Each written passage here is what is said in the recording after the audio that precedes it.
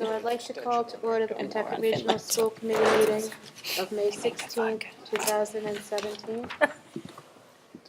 First, I would like to introduce Bill Buell, who is our new Merrimack representative. Hi.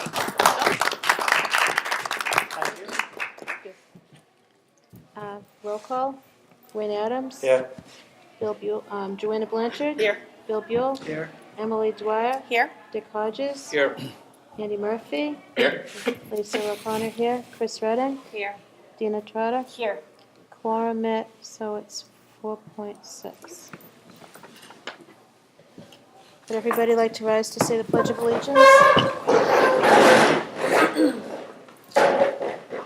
Pledge allegiance to the flag of the United States of America and to the republic for which it stands, one nation, under God, indivisible, with liberty and justice for all.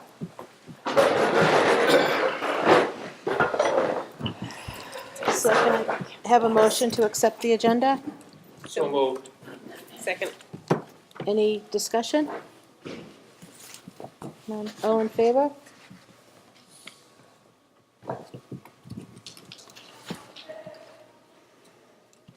And can I have a motion to accept the business meeting minutes of April 25th, 2017? So moved. Second. Any discussion? All in favor?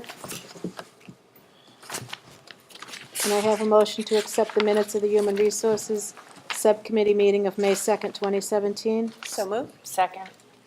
Any discussion? Seeing none, all in favor? Public comment? I don't see any. Well, I'd like to take this opportunity to thank Danny DiCamillo, our student representative that served on our school committee this year, and thank him for his contributions. And I'll write Danny a letter formally to thank him for his willingness to represent and to, bring some of his perspective and also representing the school work, student work, as he did. Okay. On the agenda next is the superintendent's report on the building project. For this, I just wanted to highlight that we've made another step forward. It's sort of like in spurts that the movement comes.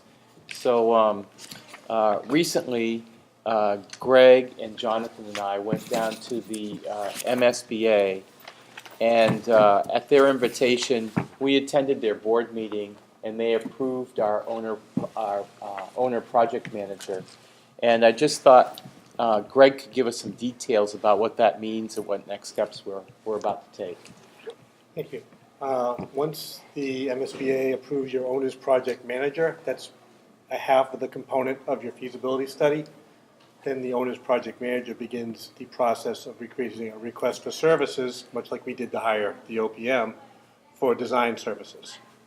This is a little different where we do the OPM stuff kind of just in-house with our committees and things and make a recommendation to them. This one you do in consultation with the MSBA. They have lists of people they like to work with and things like that too. So anybody can bid on it, but there's a certain segment that they like to see. So I've seen the draft RFS, and I'm just checking on the insurance component for professional liability. I thought it was a little low. So I'm going to update that and send it back to them so they can, the Vertex companies will go in and present the RFS to the MSBA. And once they approve that, we'll be out to bid for design services. Then we'll have our owner's project manager, our designer/architect, and we'll get going with the feasibility study, which I would think once we get into the closer to the part the RFS comes out would be the next time the building committee would probably get together. And that's the next phase they should probably see. Right now it's just been going along with the things they'd already approved. So that's where we are with that. Any questions from anybody? Okay, great.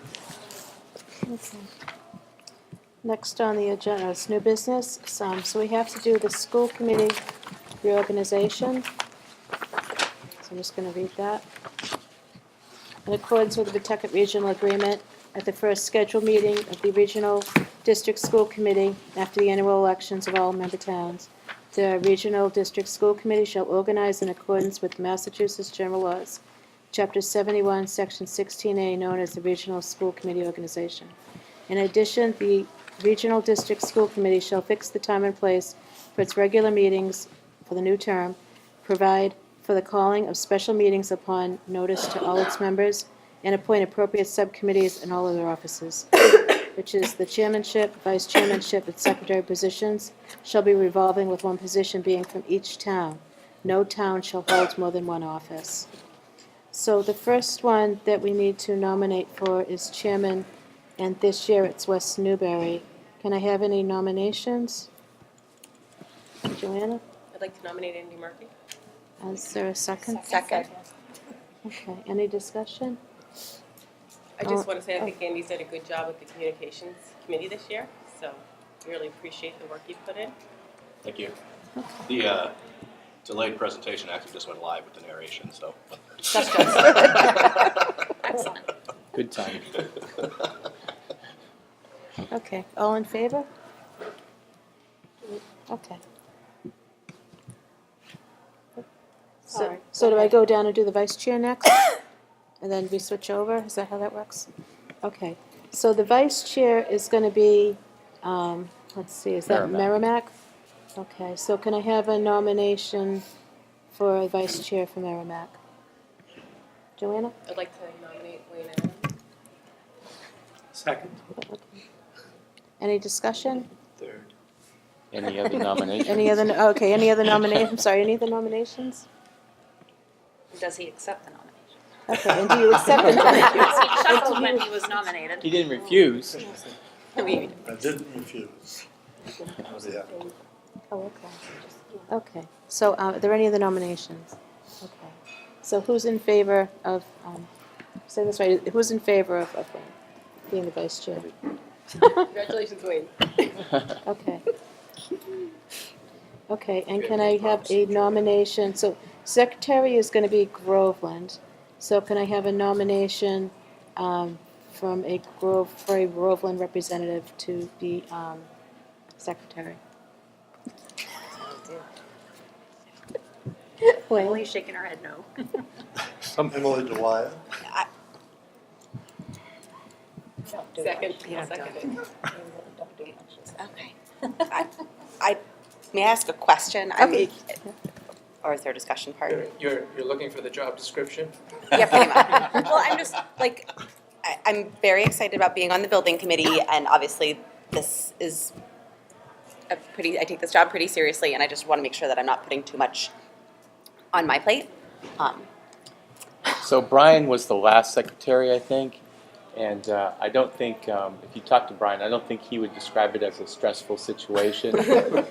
So I'd be confident in saying that you'll be able to handle it. Okay. So when I was secretary, I was just, it was my responsibility to fill in if Mary Ann wasn't here. I don't, is there anything And else? there's Mary Ann. And here's Mary Ann. I can handle it. So is that, Pinch that hitter. question, does that answer your questions? Okay. Yeah. So would you accept that, to be a secretary? Sure. Okay. Okay. Okay, so Any do, other are nominations? Look there any good other on your resume, nominations? My resume is so full. Are there any other nominations? No? Okay, so, who's in favor of Emily being secretary? And we have assistant treasurer. So assistant treasurer, so what town does that one go to? Then I don't have to do that one, so that's good. Does it matter? I think it could be anybody. Okay, so do we have any nominations for anybody from any town to be an assistant treasurer? Wayne? I nominate Dina Trotter. And who was the assistant treasurer last time?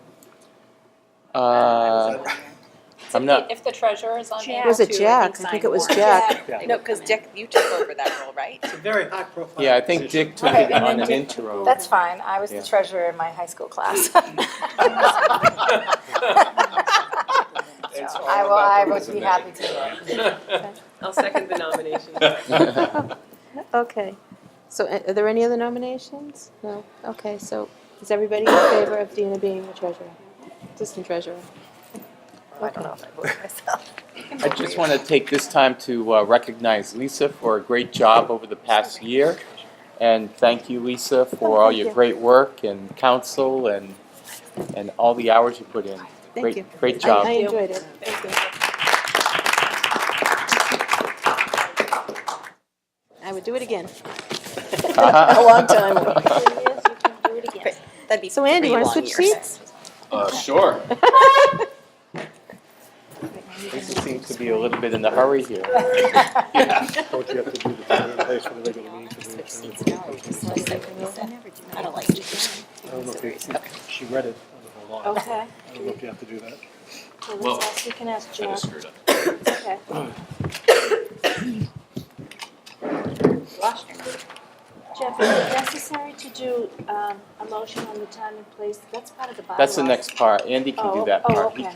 Let's have him do that as Yep, his first okay. official act. So I'd like to apologize in advance for any mistakes I'm about to make. First time. You'll do just fine. It's like a 3-month learning curve. Although it will be at a higher volume. Okay. Okay. All right, our next item agenda is, right oh, here, right Andy. here. Okay. So we need to fix the time and place for Okay. our regular meetings. We need to fix the time and place for our regular meetings in the new term. Yeah. So, Do we make a proposal to keep it the way it is? Well, this is our only venue, as far as I know, unless we go to the library. So it'd be the first and third Tuesdays of the month, with some exceptions. And we generally start at 6:30. Anything else you need, Mary Ann? No, and Subcommittee. it's all in the bylaws. Okay. And then in the next meeting, from tonight on, Andy will gather from you the positions that you'd like for the subcommittees, and then that will Right. be in our next business meeting, and he'll move forward with that. so, So we need to vote on the time. Right. So, all in favor of keeping the time and location the same for the next year as it was the prior year? Anyone opposed? It passes. Okay. I'll take that back. Thank you. Okay. Next up, the lease purchase agreement approval. And this would be for Greg to take. Yeah.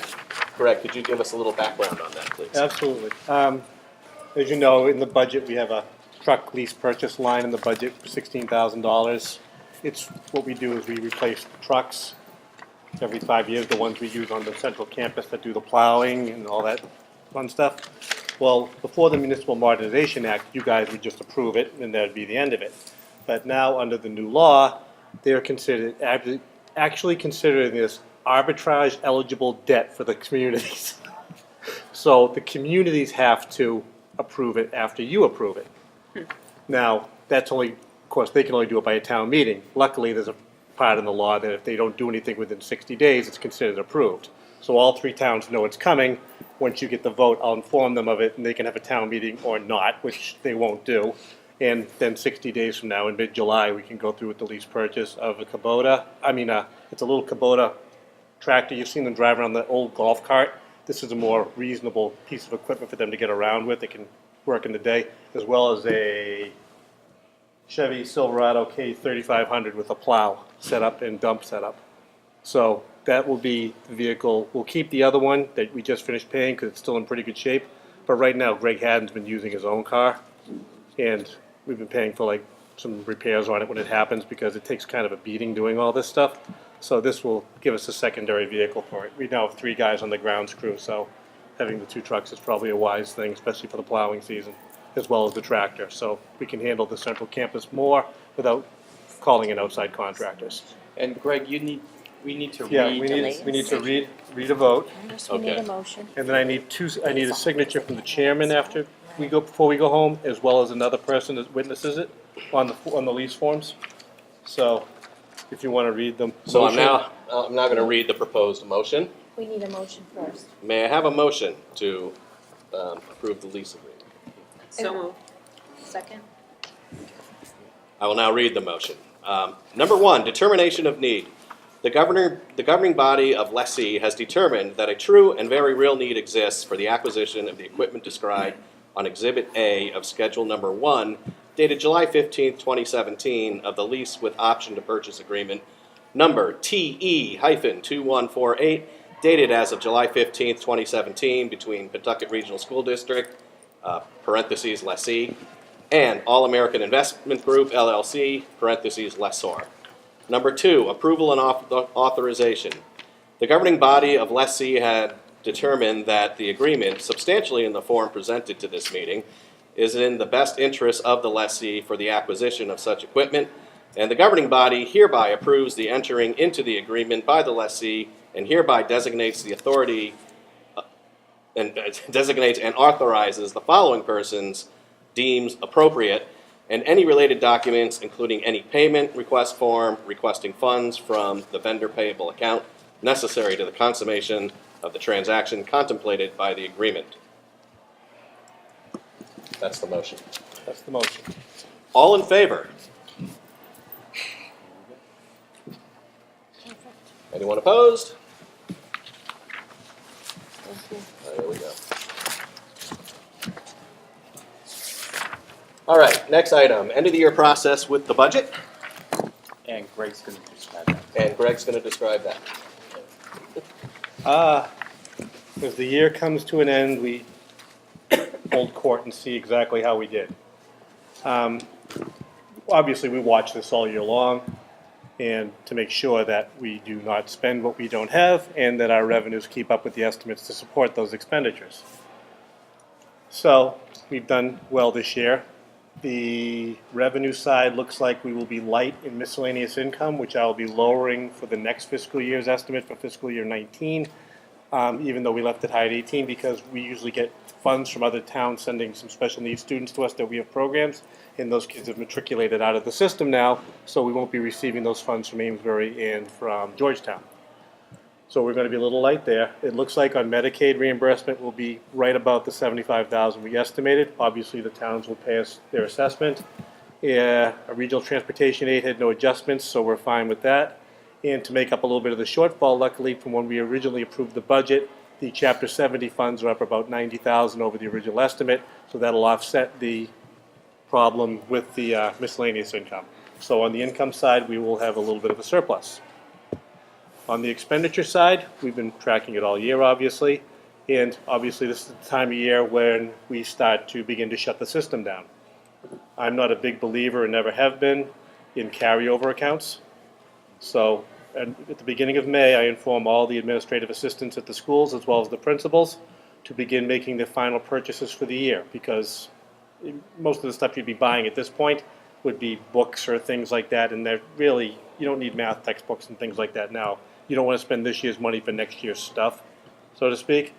So there'll be some, I'll allow them, but if they call right now, and they have to actually call me before they can put in a requisition or send me an email saying, I need to purchase this and this is the reason why, in which case then I will approve it. I won't just look at blanket requisitions anymore.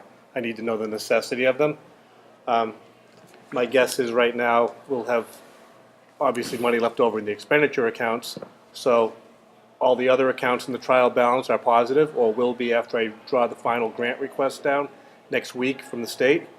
So we'll have no negative balances on our trial balance, we will have surplus in our income estimate, and we will have less expenditures than we thought we were going to have, not by a lot, but as you know, in any type of government entity, that's a good situation. So we will have money certified in the fall for E&D that will go into the budget to go into stabilization like we have the last few years. And Greg, when does all the material, the POs have to be, the materials have to be bought and paid for and delivered? Right. Under the law, obviously, if you're using this year's funds, the materials have to be received by this year as well. That's another reason I begin to shut it off early, because you don't want people buying stuff in June 15th and hoping it gets there, and then they bill us in August, and it just becomes... And the auditors love it, because no carryover accounts, they really love that. I guess this is not a common thing among school districts. I guess the carryover accounts are big everywhere, but I just never believed in them. So we will be fine this year. We'll be starting fiscal year 18 with a nice clean slate, and we'll have to deal with those problems as they come for that year. But we did well dealing with the ones that happened this year, And I thank you all for allowing the transfers when needed and supporting the budget. So Great. we should be fine. So any questions? Questions or comments? Alrighty, then. Thank you, Greg. So let's move on to the assistant superintendent. And in the packet, you'll see there's information on the job posting as well as a timeline of events. And perhaps Dr. Mulqueen can give us some color. Yeah, definitely. So the subcommittee reviewed all of this information a couple weeks ago, and I made the refinements that were suggested. And so you see the refined documents in front of you. The subcommittee recommended that a person from each town, a member from this board, a person from each town, be a part of the interview committee.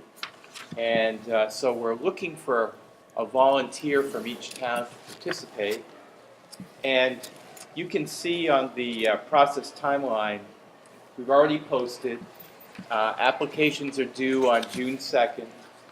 And you'll have, that's a Friday, you'll have the next Monday, Tuesday, and Wednesday to come in and look at applications and let me know, who's at the top of your list, whoever's on the interview team. Then by that Friday, I make contact with the 3 to 5 candidates. Typically, it's 5 people that you'd bring in, and ask them if they'd like to come in to interview. You can see that we have interviews scheduled tentatively for June 22nd. Following the interview date, we'd conduct reference checks, and then you'd have 1, 2, or 3 typically candidates come back to you, and in a format like this, provide some information, give you an opportunity to interact, and then you can let me know what your feeling is, and we move forward.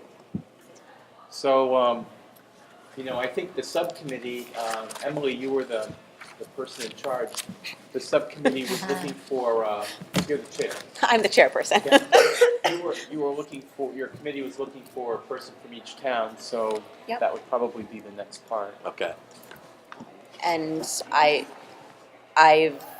have a volunteer from Merrimack. You do? In Mr. Wayne Adams. All right. I will definitely volunteer. Bill? Now you're gonna fight over it.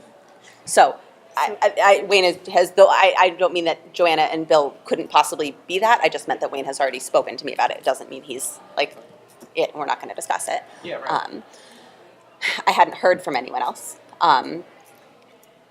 So I am happy to volunteer from Groveland as well. So Andy, you want to So- solicit some?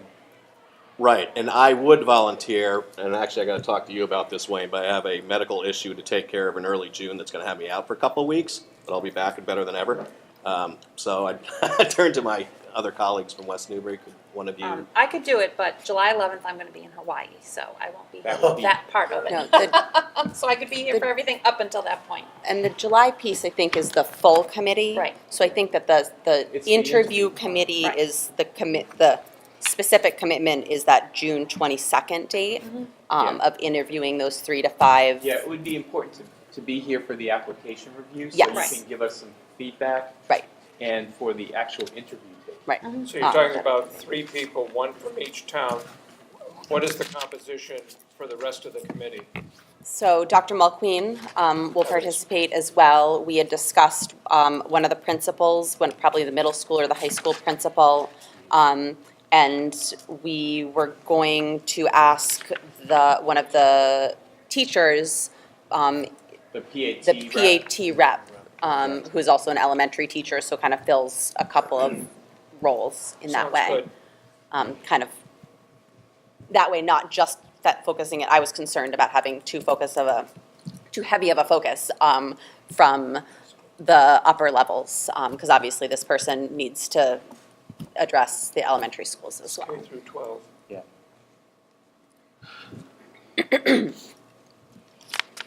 So good to go. So we Okay. have Chris, Emily, and Wayne. Everybody okay with that?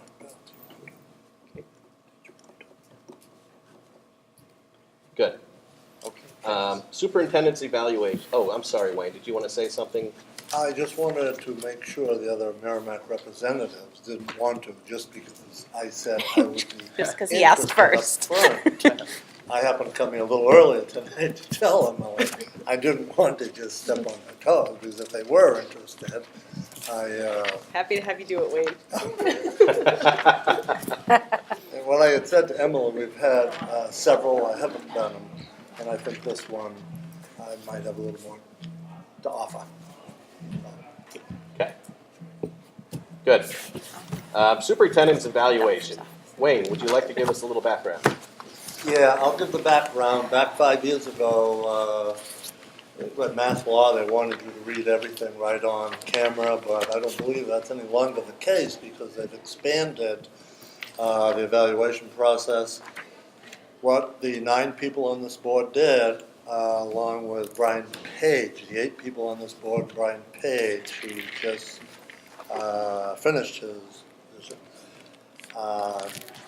did the evaluation. It's the same as it was in 2012.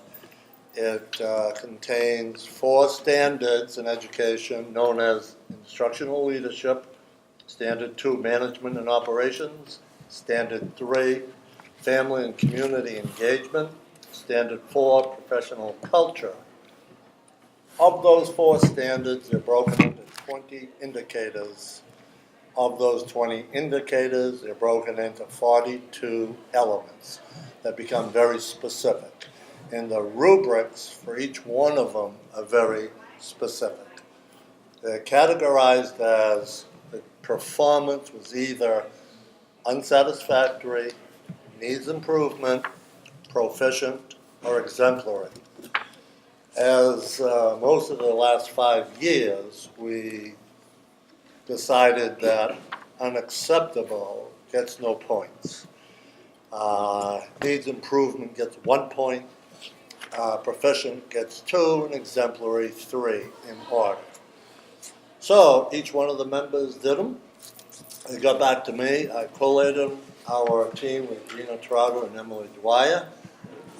In years past, there's always been ties because some people felt they didn't know enough to give valid critique of any particular element, considering the rubric. This year, not so, not a single tie. So we had very little to discuss to change from one to the other, which was good, because they're all filled out completely, so that's good. The end result was 25 proficients and 17 exemplary. That didn't mean, or for the public to say there weren't areas that we perceived, or certain individuals perceived, needed improvement. These are public record. These, I've got each one of the 9 committee members here. They will go to Mary Ann Naffa. And if the public would like to see what the comments were and why we felt how we did, on each one of them, the state suggested strongly if you put an exemplary or you marked unacceptable, that they would want to know a reason why. And so on each one of these forms, I thank the people who typed them out. Over half of you typed them out this year. It was great. You typed them out, and most of you were very good attaching them to a particular element too. So that turned out real well. So if anybody wanted to come in, it's public knowledge, same thing with the school committee. If you wanted to see, well, why did he get a certain one?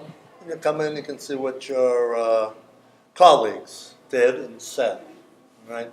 For us to read this aloud, I think Christine Redding would know, she was chairperson. It's the first You'd year. have to sit here and read all this. There was a header page at one time when the state first did it. That is, quite frankly, you could do it so generally, you could do it in about a half-hour period or less. And now, each one of you spent an enormous amount of time reading through the rubrics and seeing what fit.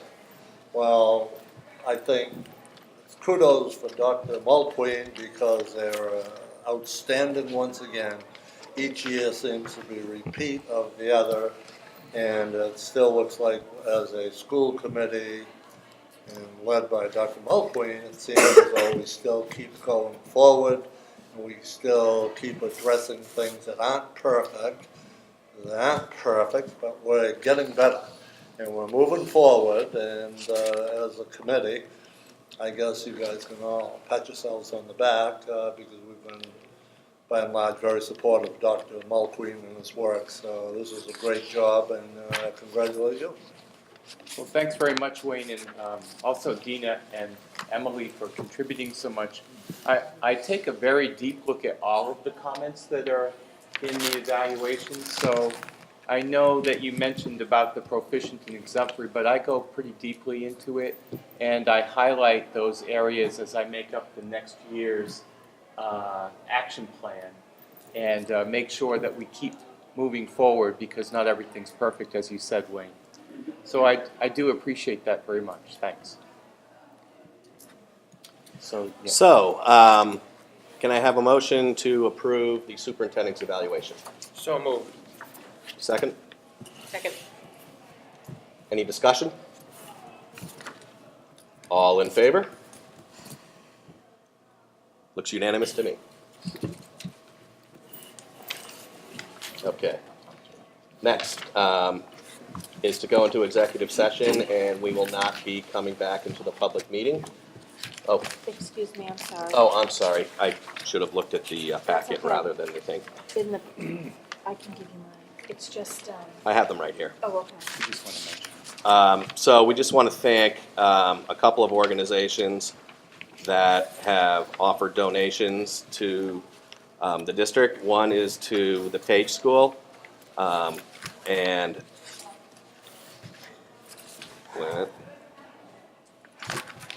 this is from the West Newbury PTO in the amount of $1,764.78.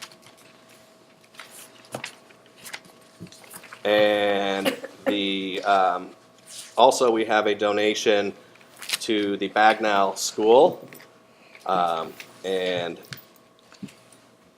I'm sorry, I should have gotten to this earlier. This is from Chesterton, and it's in the amount of $1,812.00. So 2 nice donations from I people. was like, wow, it's actually two. Now, That's a lot. I Very sit fun. on Question. donations. In terms of the last day of school, have we gone over the 5 days, or are we still right on target? We had more snow days this year, and so we're at June 20th, on Tuesday, June 20th. June 20. Thank you. Yeah. and now to the executive session. And we will not be coming back to the public meeting. And I get the motion first, and then I read it, correct? Okay, may I have a motion to go into executive session? So moved. Second? Second. Okay, the motion is to go into executive session to conduct strategy sessions in preparation for negotiations with non-union personnel. Do we have any discussion? All in favor? Now you gotta roll call. Oh, I'm sorry, I got a roll call. Wayne? Yes. Dick? Yes. Joanna? Yes. Bill? Yes. Lisa? Yes. Chris? Yes. Dina? Yes. Emily? Yes. Andy, yes. I don't know what this is, but do we have to mention the other two issues? Yeah, so we want to just expand that motion a little bit. So one of the items is for non-union contract. Another is for potential litigation. And the third is pertaining to the PAT negotiations. So we're We're all okay. set. Apologies for my hyperactive That's editing. We just want to make sure we mention it publicly. That's great, okay.